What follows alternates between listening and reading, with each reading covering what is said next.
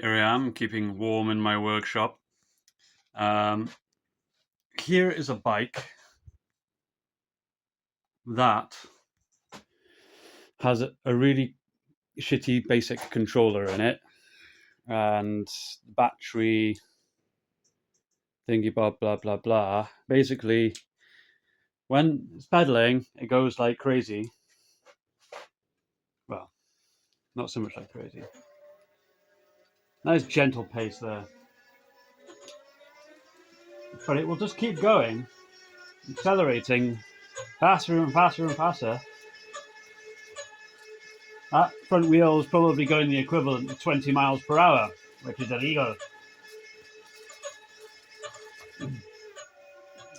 So what do I do about that? Well, there's no place to attach a speed sensor to the controller, which is in this bag here. So since it does have an electronic brake connection, this wire from that brake has been jerry-rigged into that. That's just simply a switch grounding brake line. So I could theoretically have a thing that is measuring the wheel speed, and then once a certain speed is achieved, it activates a switch to ground the brake line so that the brake line is being used to cut the power. So I am going to use a wheel speed sensor from a Tongshan kit, and this is looking at the output of the thing.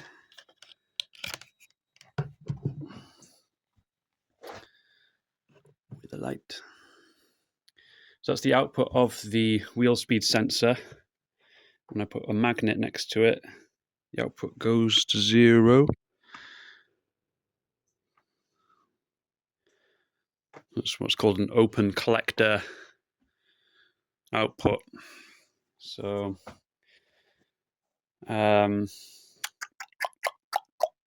yes, and it needed a 15 kilo ohm.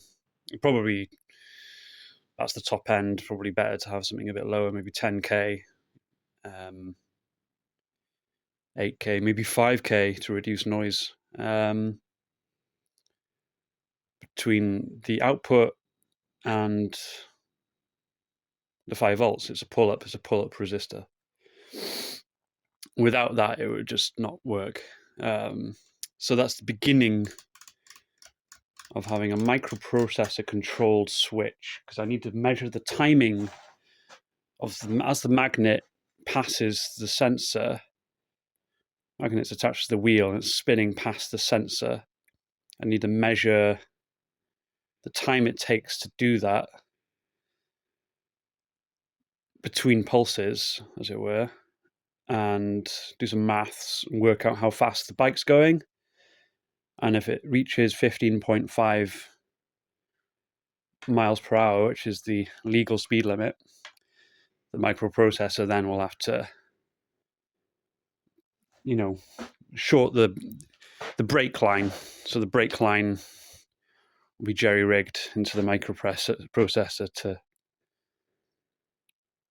cut the power. Because I know that at least works. That definitely works. Spinny, spinny, spin, spin. Go, go, go. Cut the brake. It's the back brake. Back wheel stopped. But the switch has cut the power to the motor, which is nice. Cut. So the switch definitely works. So I just need a microprocessor to do that thing. Right. Boring video number 1 is over. I've done the first round of coding for a microprocessor called the Node MCU, which can be programmed over Wi-Fi, which is pretty handy. So I'll be able to make any adjustments while it's in the bike. And the sums I worked out for the timing, the speed of the wheel rotation given the size of the wheel, 328 milliseconds. So the code I've written basically detects the triggering of the speed sensor as the magnet's spinning past, and if it's a short enough time interval, it will activate a digital switch. Simple as that. One more video after this, maybe, once it's all wired up. Hello once again. Quick test. So I'm powering everything from the 5 volts, which is to be expected from the controller over there. We can work out it's consuming a few milliwatts, so nothing to worry about in terms of battery drainage. And this is the voltage of the signal pin from the speed sensor. This little white thing here. And so I've configured it so it should blink when it activates the brake. Or rather, it's a solid blue light when the brake is active. So if I move the magnet close once, nothing happens. Maybe I move it away, move it back, move it away, move it back. So this is emulating slow wheel speed. Then I can go a bit faster.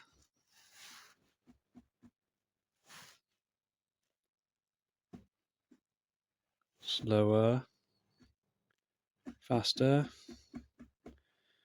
So that's when that 328 milliseconds is being surpassed.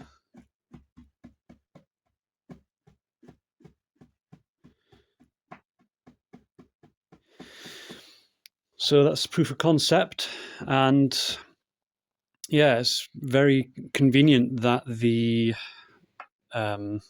speed sensor has this open collector output, because it can, in geek talk, it can be pulled, the output can be pulled up by this, which operates at 3.3 volts, not 5, but I don't have to worry about its input getting blown, because it's open collector, it won't drive to the 5 voltage supply line. It'll instead just pull low when it's activated.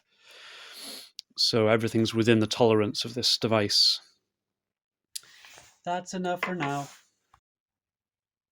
I found another peculiarity with this controller.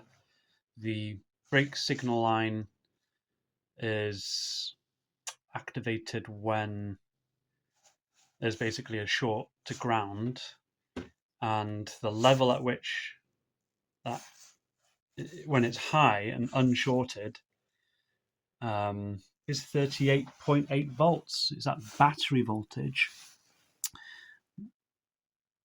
So there we are. That's going to be a matter of using another component or two to stop that battery voltage from damaging that thing. So I think I'm going to need, anyway, some sort of transistor circuit. It's a speed sensor that's ready to do its thing, at least. So I was hoping to get this project done in a day, and this is what happens when you don't know what's in these cheap Chinese controllers.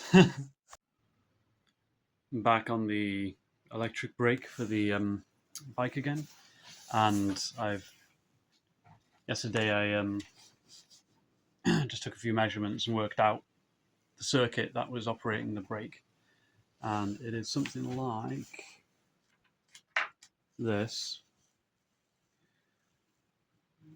where it's simply operating a switch, and there seems to be 28 kilo ohm resistance between that and the battery ground. So there's some sort of switching transistor circuit in there, probably inside the controller.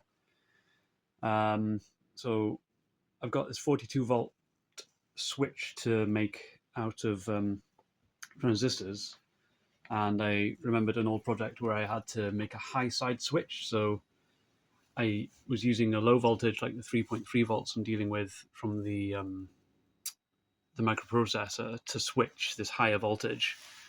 And there's something called an PNP high side switching circuit.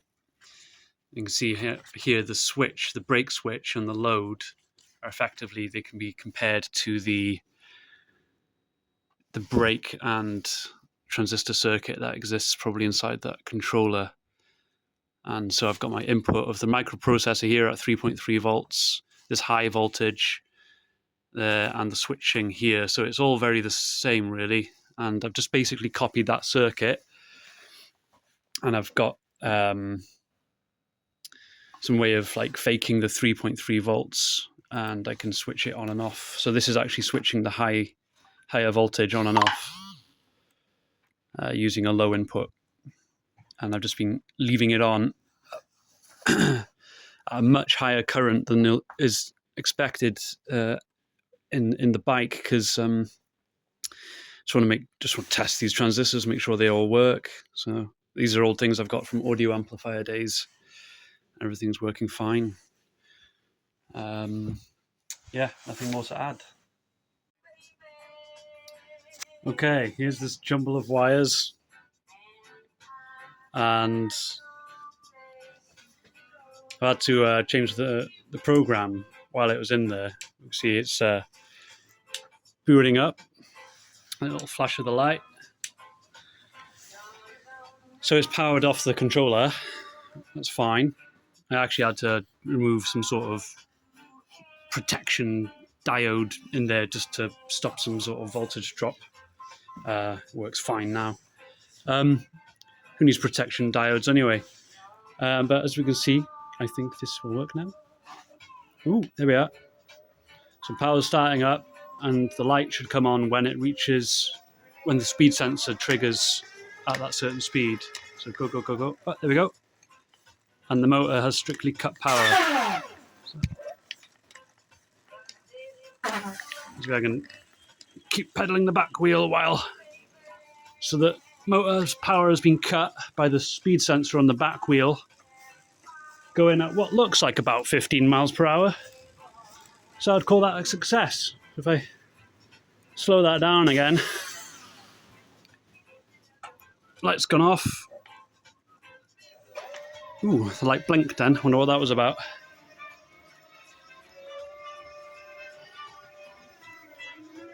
I think we're gonna find out where that blinking light came from. But yeah, seems to be basically working. Success.